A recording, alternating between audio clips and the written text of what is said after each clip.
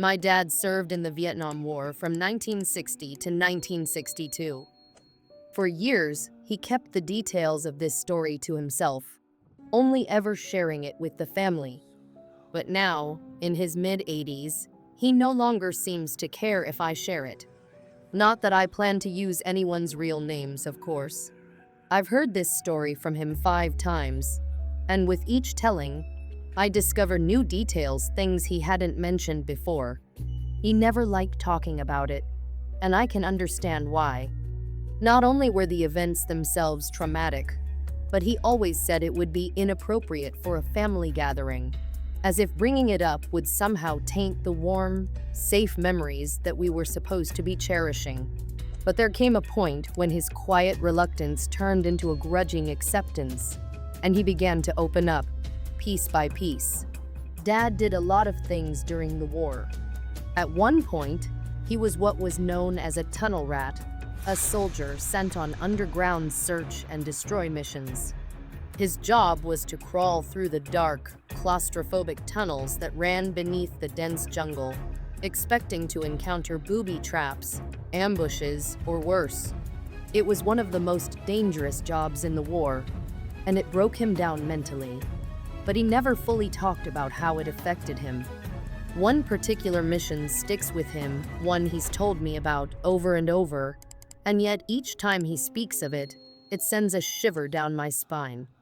Dad and 2 of his comrades were crawling through a particularly deep tunnel, their nerves stretched thin. The air was thick, stifling, filled with the scent of damp earth, mold, and decay. Every footstep felt like it might be their last. They braced themselves for an attack, ready for anything, but surprisingly, the tunnel was silent and empty. No enemy ambush, no unexpected explosions, just the hollow echoes of their own breaths. The atmosphere was eerie. Dad often describes the experience as bone-chilling, filled with an adrenaline-pumping fear that death could come at any moment. The further they crawled into the pitch-black tunnel, the more isolated they felt. The sound of their movements seemed to grow louder in the silence, the scrape of their equipment against the jagged walls of the narrow passage. The darkness wrapped around them like a living thing, closing in from all sides. And then, in the distance, they heard a faint cry. At first, it was a whisper, something so quiet they might have imagined it. But as they pressed on, it grew louder, clearer. A woman's voice, crying out for help. It was a sound so desperate, so filled with anguish, that it made the hairs on the back of Dad's neck stand on end. In the oppressive silence of the jungle tunnels, it was an anomaly that could only mean trouble. The soldiers exchanged uncertain glances before quickening their pace, unsure if they were walking into a hostage situation or an ambush. The tunnel twisted and turned, and with each bend, the screams grew louder, more desperate. The trio reached a small chamber where they could kneel and stretch, their bodies cramped and sore from the cramped crawl. In the dim light of a lantern, Dad's eyes scanned the room. A table sat in the center, 2 broken chairs beside it, and in the far corner, a locked safe. The safe rattled when Dad shook it, filled with what he assumed were metallic objects. But there were no bodies, no signs of any prisoners or captives, just the eerie emptiness of a room that felt more like a trap than anything else. Still, they pressed on. The cries had stopped, and the room offered them no answers. The tension in the air felt suffocating, and they continued their journey deeper into the heart of the tunnel, hoping to find something that could explain the cries that had lured them forward. But then came something far worse than they could have imagined. The unmistakable stench of death. Dad says it was unlike anything he'd ever encountered, a heavy, rancid odor that hit them with full force as they stepped into the next room. The stench seemed to claw at their lungs, as though the air itself was poisoned. In that room, they found multiple bodies, but they were not just killed by bullets. These were the bodies of people who had suffered brutal, unimaginable violence, mutilated, their forms disfigured by some unknown force. The sight of them was so horrific that Dad can't bring himself to go into detail about the horrors they witnessed in that room. The twisted, mutilated corpses were enough to paralyze them in place. Among the bodies was a woman, her face frozen in a silent scream. It was a sight that haunted Dad's thoughts long after he had left Vietnam. The three men stood there, unable to comprehend the atrocity they had stumbled upon. The smell alone made it impossible to stay, and yet they couldn't tear their eyes away from the gruesome scene. It was as though the room itself was cursed, and every second they spent in it felt like an eternity. They couldn't bear it any longer. They fled the room, their hearts racing, their breaths ragged with fear. But just as they thought it was over, the woman's screams returned, coming from deeper in the tunnel. Dad says the three men froze in place, terror gripping them as they exchanged wide-eyed glances. How could the woman still be alive? There was no one else in the tunnel, no survivors. But those screams, those unmistakable cries for help, cut through the silence like a knife. The sound was growing louder, and it felt as though it was coming from the very walls of the tunnel. They turned and rushed back to the surface, their minds overwhelmed with fear. Every few moments, Dad would glance behind him, his instincts screaming that someone was following them. He was convinced that whatever had happened in that tunnel, whatever horrors they had uncovered, hadn't been finished yet. They finally reached the exit, breathing heavily, but the feeling of being watched stayed with them. The tunnel had been cleared, but it didn't feel like a victory. Something was still down there. They marked the entrance with a flag, but it was odd. Most tunnels in Vietnam were interconnected, but this one ended abruptly. Dad said it was the most gut-wrenching, nightmare-inducing thing he'd experienced in his entire 2 years in Vietnam. That sense of unfinished business lingered in his mind for years, and he would often wake up in the middle of the night, drenched in sweat, as though the woman's screams were still echoing in his ears. Now, I can't help but think about his story, especially after my own strange experience years later. It was 2010, and I was stationed at McGuire Air Force Base in New Jersey. My job was aerospace mechanic, and I worked the night shifts, often alone. At first, it was a lot of mind-numbing work lugging plane parts like igniters and sensors around the base, waiting around for the next task. Most nights, I spent the hours mindlessly playing games on my phone, trying to pass the time. One night, around 4 a.m., I was waiting by the back cargo area of a plane. My coworker, Mark, was supposed to drop off some parts for me, but he was taking longer than usual. After texting him a few times with no response, I called, but the calls just rang and went straight to voicemail. It wasn't like him to ignore calls, especially in the middle of a shift. It was odd. I figured he was busy or had lost his phone, so I waited. But then, I received a call from Mark's number. It wasn't Mark who answered, though. It was a man, someone in his 40s, his voice low and strange. "I found this phone outside the base," he said. "I saw you called a few times." I felt a knot form in my stomach. I described Mark to him, asking if he had seen anyone resembling him. The man said no, but he told me I could meet him at a nearby bar to get the phone.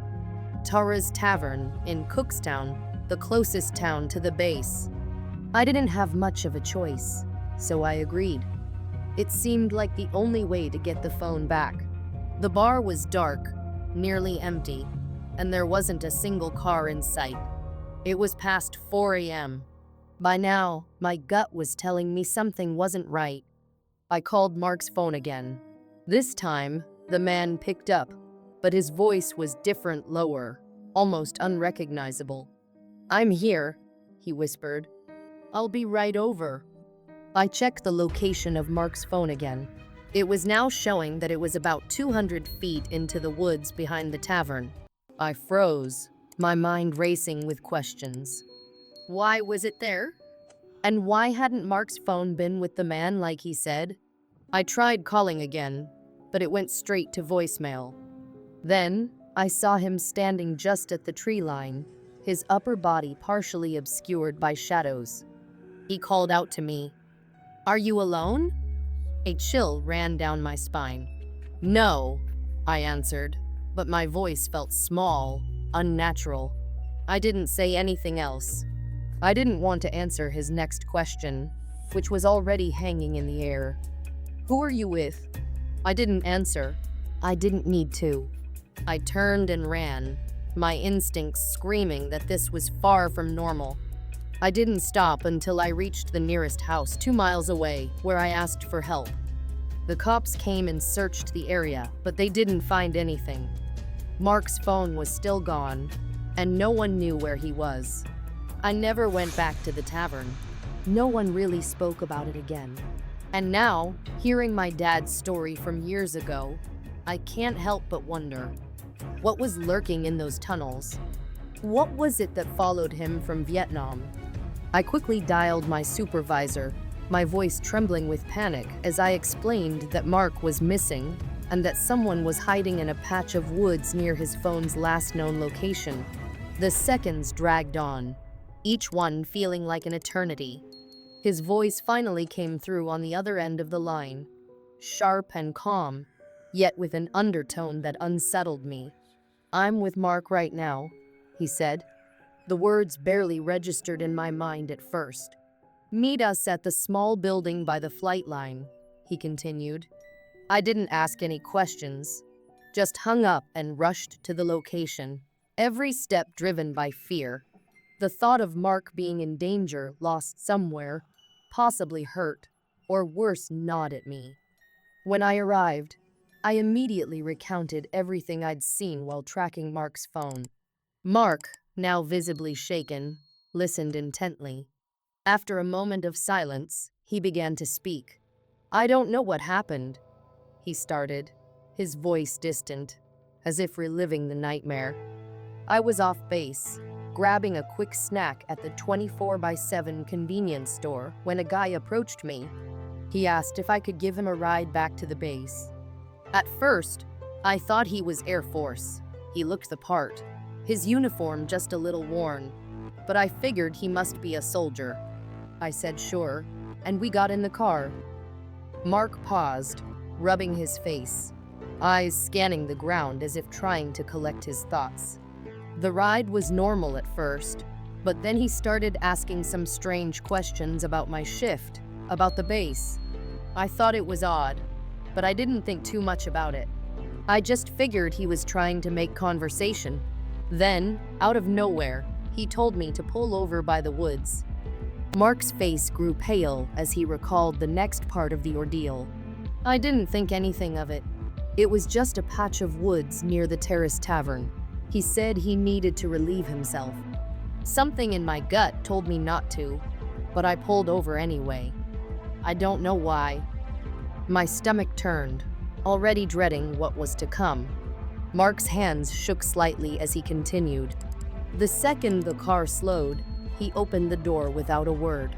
I didn't even have time to react before he grabbed my arms.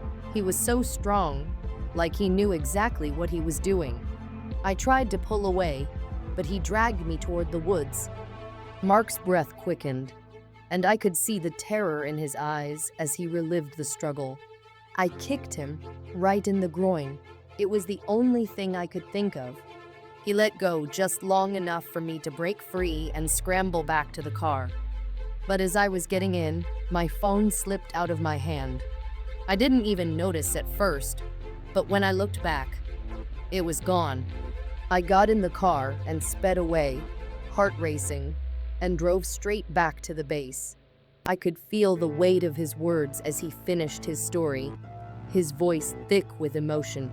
"When I called you, I wasn't sure what to think, but I knew something wasn't right. And now," Mark trailed off, shaking his head. "We immediately called the police.